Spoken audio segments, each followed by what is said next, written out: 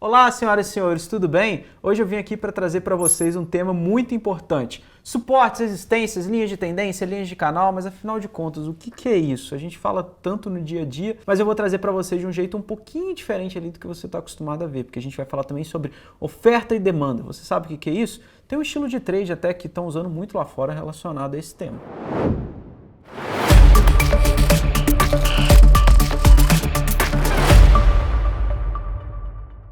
Então vamos lá, quando a gente começa a estudar sobre o mercado, é muito comum a gente se perguntar, afinal de contas, por que o preço sobe e por que o preço desce? A primeira resposta que a gente costuma ter é, o preço subiu porque teve mais comprador do que vendedor, o preço caiu porque teve mais vendedor do que comprador. Conforme você vai estudando, você vai vendo que não é bem assim que funciona. Tem toda uma dinâmica no mercado por trás. Mas afinal de contas, o que faz o preço subir ou o que faz o preço cair? O que faz o deslocamento de preço? Para explicar isso, eu trago para vocês um autor muito importante de análise técnica, que é o Richard Wyckoff. O Richard Wyckoff é um dos pais da análise técnica, junto com Charles Down, Elliott, Gunn.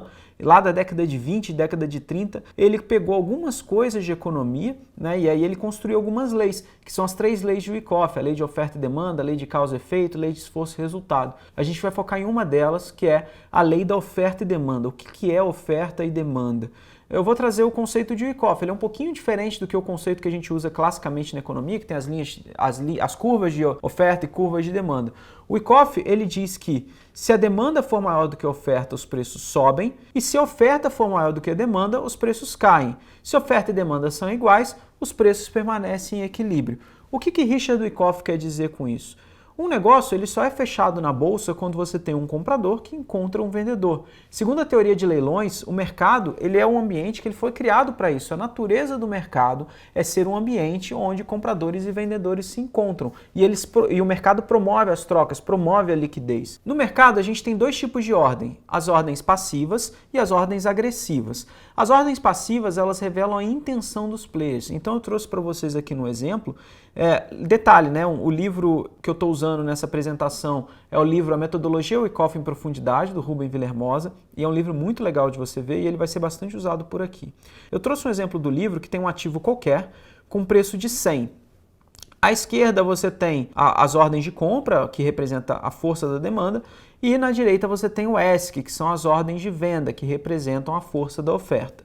Ali você tem um ativo qualquer com preço de 100, e você consegue enxergar ali que no preço 99 você tem alguns players que estão querendo comprar 50 unidades do ativo X. No 98 você tem ali 66 unidades a serem compradas, no 97 você tem 95 unidades a serem compradas, enfim, e assim vai.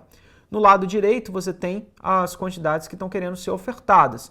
Então, no preço 100 você tem 75 unidades a serem ofertadas, no 101 você tem 90 unidades a serem ofertadas e no 102 você tem ali, por exemplo, 120 unidades a serem ofertadas. É importante eu falar para vocês que as ordens passivas elas não deslocam o mercado. Como eu bem disse, elas revelam a intenção que os players têm. Os negócios eles só acontecem na bolsa, então, quando uma dessas pontas resolve agredir a outra, consumir a liquidez que você encontra na outra ponta. Você tendo a noção do deslocamento de preço por essa noção ali de que você tem intenções, e aí você tem os players tomando a iniciativa de agredir os outros players e isso causa o deslocamento. Você vai ver que é uma noção um pouco diferente, uma noção até um pouco mais profissional, tá bom? Então vamos lá, resumindo para vocês, né? Para o preço se mover para cima, os compradores eles precisam comprar todas as ordens de venda disponíveis em um determinado nível de preço e eles devem continuar comprando de forma agressiva para levar o preço para o próximo nível, até que ele chega em um nível em que a pressão de oferta ela é muito grande e aí o preço não consegue se deslocar mais. Em contrapartida, quando a gente está falando para o preço se mover para baixo, ele precisa que os vendedores eles precisam vender para todas as ordens de compra a níveis cada vez mais baratos, né, nos níveis que são disponíveis ali, e eles devem continuar vendendo cada vez mais de forma agressiva para levar o preço para o próximo nível, aonde até então vai chegar no nível ali que vai encontrar uma pressão de demanda, uma quantidade a ser comprada muito grande que faz com que o preço freie. Então, por isso é importante a gente ter essa noção. As ordens passivas, elas não deslocam o preço, elas basicamente, o que elas têm a capacidade é de frear determinados movimentos, tá? E então, o que promove o deslocamento é justamente a iniciativa dos determinados players. Então, essa palavra iniciativa é uma palavra muito importante. O preço desloca quando você tem iniciativa. E essa iniciativa ela é violenta, ela é brusca e ela consome a liquidez. É importante ressaltar para vocês também que a ausência de uma dessas duas forças, ela também pode facilitar ou não o deslocamento de preço. Então pensa, se você tem um preço subindo muito, o preço está subindo muito forte e você tem então uma ausência na parte da oferta, né? Ou seja, você tem poucas quantidades a serem ofertadas em determinados níveis de preço, determinados níveis de preço, faz aquela motinha, lembra da DT-180? Já teve? Vem! Mas enfim, vamos lá. É importante ressaltar também que a ausência de uma dessas forças também pode facilitar ou dificultar o deslocamento de preço. Pensa comigo, se você tem um preço subindo muito, ele está subindo muito rápido, muito forte, e você tem pouca quantidade a ser ofertada, isso faz com que o mercado fique mais leve, que a gente chama. Então essa ausência de pressão na oferta acaba facilitando, porque qualquer agressão ali do comprador, você faz o preço deslocar mais rápido. Do mesmo modo, se você tem o preço caindo muito rápido, se você tem pouca quantidade demandada em determinados níveis de preço, você tem uma ausência dessa pressão de demanda, isso faz com que o mercado caia de uma forma mais fácil, né? Enfim, você acaba promovendo o deslocamento de preço. Mas afinal de contas, o que são suportes e resistências e o que isso tem a ver com oferta e demanda?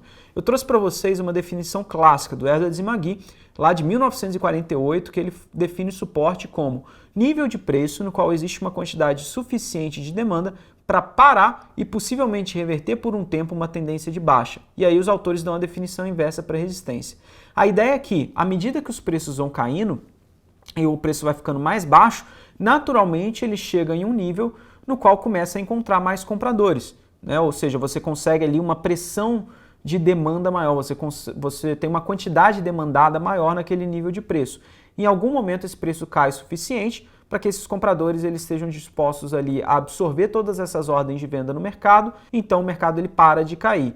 A partir do momento que essa pressão de demanda ela começa a agredir os vendedores, você tem a reversão do preço nesse movimento, né? O preço ele para de cair, primeiro ele para de cair, depois ele começa a subir. Na prática, isso é um pouquinho mais complicado e tem um outro ponto importante a ser considerado. A gente tem que tomar muito cuidado, né? O mercado ele tem tantas influências diferentes no preço que às vezes é muito fácil a gente se pegar em algum viés. E aí a gente começa a traçar linhas aleatórias e começa a enxergar que assim, bateu nesse ponto, bateu naquele ponto, e aí você começa a definir pontos de suporte e resistência que, na verdade, são pontos aleatórios no gráfico. E eles passam a falsa sensação de que eles estão atuando como suporte e resistência. Existem diversos tipos de suportes e resistências. A gente vai comentar sobre suportes e resistências horizontais, linhas de tendência, canal, e você tem alguns outros tipos também, como por exemplo, as médias móveis em si, elas são suportes e resistências, números redondos, retrações de Fibonacci, gaps e outras coisas. O objetivo desse vídeo é focar em linhas de suportes e resistências horizontais, linhas de tendências e canal. Para não ficar muito longo, eu vou focar nesse vídeo aqui nos suportes e resistências horizontais e nos próximos a gente passa sobre os outros tipos. As definições e premissas que eu vou usar para suportes e resistências aqui, elas são um pouquinho diferentes do que a gente está acostumado a ver. Só para você ter uma referência, eu trouxe o autor Adam Grimes, ele tem um livro chamado The Art and Science of Technical Analysis e também o próprio livro ali do Rubem Villahermosa sobre o Wyckoff que eu comentei antes com vocês. A gente vai partir de alguns princípios. Primeira coisa, em tendências de alta, as resistências são rompidas e os suportes seguram os preços. Em tendências de baixa, os suportes são rompidos e as resistências seguram os preços. Suportes formam fundos e resistências são formadas em topos. Isso é importante só para a gente começar a definir uma estrutura de tendência que depois a gente vai comentar em outros vídeos com vocês. A forma como a gente vai trabalhar aqui com suportes e resistências é que a gente vai sempre usar a palavra potencial. Isso é importante. O Adam Grimes ele fala isso que é muito legal. Suportes e resistências eles são sempre um potencial. A gente só sabe se uma região é de fato um suporte ou uma resistência depois que os movimentos acontecem. Os suportes, a gente vai também partir de um princípio que um suporte e resistência ele só é definido quando a gente encontra rejeição de preço. Eu trouxe aqui um exemplo para vocês. Então a gente está tendo a imagem aqui do slide, você vai ver que a gente tem um nível no índice que quando o preço tocou naquela região você tem uma reação forte, ou seja, você tem vários candles de venda logo em sequência. Depois o preço testa novamente essa região e aí você tem uma sequência de candles vendedores também. Então só para vocês terem uma ideia, é isso que eu quero dizer como rejeição. Isso aí é uma rejeição de uma resistência. No caso do suporte, você quer ver um nível de preço que o preço toca, que o preço chega próximo, e aí você tem logo depois uma sequência de candles compradores, ou seja, o mercado rejeita aquele nível e ele encara aquele nível como barato demais, então os preços têm que subir muito forte. Pessoal, vamos lá então para os exemplos de suportes e resistências horizontais. Tiagão, Vitinho, peraí, calma aí. Peraí, para a gravação. Deixa eu só pegar tem um papel me incomodando aqui, peraí. Cara, pior que eu nem sei o que é isso, acredita? Deixa eu ver aqui. Ó, bem lembrado, bem lembrado. Pessoal, se você gosta do nosso vídeo, eu queria te pedir um like e também que você se inscreva no canal, mande para os seus amigos e deixe aí nos comentários quais são as suas dúvidas que eu quero saber. Pessoal, eu trouxe para vocês então alguns exemplos de suporte e resistências horizontais. Eu trouxe o gráfico do mini índice e aí eu estou falando dos exemplos do dia 7 e do dia 8 de julho. A gente tem essa região, por exemplo, do 102,750, que ela atuou como uma resistência muito forte. Você tem um preço que ele fez o primeiro movimento de impulsão, depois ele corrigiu, tentou um novo movimento de impulsão e ali aquela região atuou como resistência. Por que eu trouxe isso aqui? Porque a gente consegue observar alguns elementos que eu tinha comentado com vocês. Você tem um elemento de rejeição do preço no nível muito importante. Então, quando o preço vem na segunda vez próximo do 102,750, isso aqui é uma potencial resistência. Você não sabe se de fato aquela região vai atuar como resistência. Depois, quando você acompanha que a gente teve a tentativa de rompimento, perde uma sequência de mínimas, aí você vê que de fato o preço rejeita aquela região. Então, para os próximos pregões que acontecerem, eu já vou ficar de olho como que o preço pode atuar naquela região, porque a gente teve duas rejeições anteriores que foram muito fortes, tá bom? Um outro exemplo que eu trago para vocês é do dia 30 de junho. Aqui, eu estou falando do gráfico de 5 minutos. Você vê, esse aqui foi um caso de um suporte no intraday. Então, você tem um preço que ele forma um fundo. Lembra que eu comentei com vocês, né? Suportes são formados próximos do fundo. Então, você tinha até então esse fundo aqui do 99,124, que foi formado ali às 10 horas. Você tem o preço fazendo um movimento de impulsão e depois ele testa novamente essa região e a gente acompanha aquelas características que eu comentei com vocês. Quando o preço vem na segunda vez testar, a gente está falando de uma região de um potencial suporte. E aí você tem uma rejeição muito forte, você vê que deixa um candle de indecisão e os próximos candles eles têm uma pressão de compra muito grande, são candles que fecham próximo de máxima, você vê o preço deslocando de fato. E aí, para trazer um terceiro exemplo para vocês, a gente tem um caso de uma resistência aqui na faixa ali dos 101 mil pontos mais ou menos no dia 24 de junho. Você tem o preço fazendo um deslocamento muito forte e aí ele tem uma reação forte de venda. Até aí tudo bem. Quando o preço vem novamente em busca dessa região, né, o preço está buscando liquidez acima dessa região, eu acompanho então ela como uma potencial resistência. E aí, de fato, quando essa região é testada e depois você tem uma reação forte na venda, e aí, de fato, eu enxergo essa região já como uma resistência relevante. Então, para mim, a primeira coisa, né, topos e fundos eu determino ali como regiões de suporte e resistência horizontais, até porque numa tendência de baixa, eu espero que os suportes sejam rompidos e as resistências segurem os preços, e também eu acompanho essa questão da rejeição. Isso, para mim, tem sido cada vez mais importante. Uma região de preço no gráfico, para mim, ela só é importante como suporte ou resistência se de fato a gente tem alguma rejeição de preço. Nós temos esse exemplo no dólar, por exemplo, aqui na região dos 5,325. Você vê o preço às 10h40 no dia 24, testando essa região e tendo uma rejeição muito forte. Depois você tem no próximo dia, no dia 27, essa região sendo retestada e mais uma vez uma rejeição muito grande. Até então ela era uma potencial resistência e que principalmente quando você vê a rejeição, você vê que de fato ela se tornou uma resistência, né? Deixou um candle de indecisão e o próximo candle já foi um candle vendedor muito forte. Isso aí conversa bastante com um conceito que eu vou trazer depois em outros vídeos para vocês, do chamado Supply and Demand Trading, que é um estilo de trading que estão usando muito lá fora. Aqui outro exemplo para vocês no dólar, no dia 22 de junho, um suporte que ele testa a região, faz um movimento forte comprador.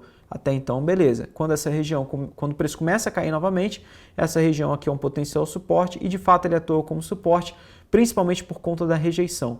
Ou seja, o mercado encara que é uma região que o preço está barato demais, então faz sentido você comprar e aí essa força da demanda ela atropela a força de oferta.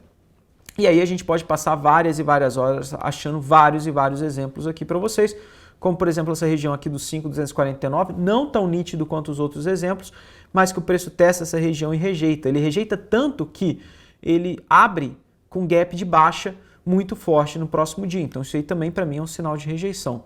Enfim, a gente pode traçar vários e vários exemplos de suportes e resistências horizontais. Mostrando para vocês, eu posso traçar, por exemplo, essas regiões de preço. Aqui é uma região que teve uma rejeição e depois nos próximos testes a gente teve uma rejeição.